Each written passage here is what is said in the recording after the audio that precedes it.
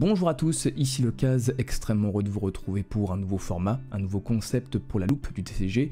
Aujourd'hui, on va parler cartes Pokémon, cela va de soi, c'est la ligne éditoriale de la chaîne, mais pas que, car on va s'intéresser surtout aux waifus.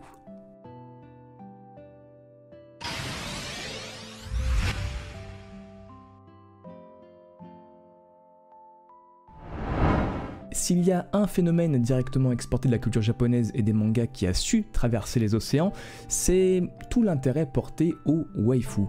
Ces jeunes filles, souvent jeunes, trop jeunes même, pour lesquelles nous nourrissons un plaisir coupable, j'ai envie de dire.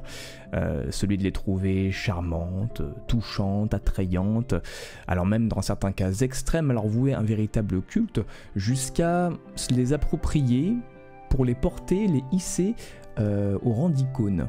Si certaines licences, comme par exemple la licence des Fire Emblem ou encore les Tales of, en ont fait leur marque de fabrique, dans Pokémon, bien que présentes, elles sont pour le moins plutôt discrètes. Je vous propose donc, au travers de cette série et de ma modeste collection, de vous en passer en revue quelques-unes, de vous les présenter, car moi, tout simplement, voilà, j'adore les waifus. Dites-moi en commentaire quelle est votre petite chouchoute parmi les trois que je vais vous présenter, ou peut-être parmi vos connaissances, et surtout, faites-moi savoir si le format vous a plu, histoire que je vous concocte un second opus plus tard, dans un futur assez proche, parce que j'en ai déjà écrit 5 en fait, pour ne rien vous cacher. Allez, trêve de blabla, on passe directement au gros du gros. Fascinée par les Pokémon de type plante, Barbara est une jeune fille pétillante originaire de la région d'Alola. Malgré sa joie de vivre presque tangible tant elle est communicative, cette ancienne élève de l'école Pokémon cache de profondes blessures, entre autres causées par le manque de sa mère, aujourd'hui décédée. Elle parviendra dans la série néanmoins à lui faire des adieux post-mortem assez touchants, entre autres grâce à un Tokupisto. J'aime beaucoup cette carte qui véhicule des thématiques fortes totalement en adéquation avec le caractère du personnage, à savoir qu'elle reste malgré ses failles, enjouée et pleine de vie. Son Pokémon fétiche est Chaimin. Dresseuse originaire de Sinnoh, spécialisée dans les Pokémon à fort potentiel de points de vie, Sarah est une jeune femme timide et peu téméraire. Un manque de confiance en soi qui n'aura de cesse que d'éveiller chez nous notre instinct protecteur. Si cette carte devait être ne serait-ce qu'un mot, il serait douceur. À la vue de ce personnage, on a de suite envie de la prendre sous son aile, de l'accompagner à braver les dangers de la forêt, si hostile soit-elle. On appréciera aussi son petit côté tête en l'air, à radoter les choses que lui disait sa grand-mère, comme si, par-delà l'innocence, se cachait un fond de sagesse. Un personnage en toute somme anecdotique, mais qui aura au moins eu le mérite d'avoir fait durant 3 petits épisodes de la série, fait parler de lui. En effet, elle rejoindra Sacha et ses accompagnants dans leurs aventures afin de leur prêter main forte. Son Pokémon fétiche est bien sûr le tank par excellence, à savoir l'Euphorie.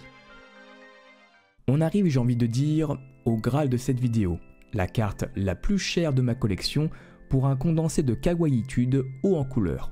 Enfin, vu le tarif auquel je l'ai payé par rapport au prix du Japon, je vous avoue m'en être pas trop mal tiré dans mon investissement. Car au pays du soleil levant, ça rigole pas trop, c'est un nombre à 4 chiffres, on est plus aux alentours de 3000 €. Bref, contrairement aux autres dresseuses présentées en amont, Lily ne supporte pas de voir les Pokémon combattre les uns contre les autres, et par ce fait, elle n'en possède que très peu. Il est donc, je trouve, assez normal, assez logique, qu'avec autant de potentiel d'altruisme, notre jeune et jolie demoiselle soit une fervente partisane du type de Pokémon fée.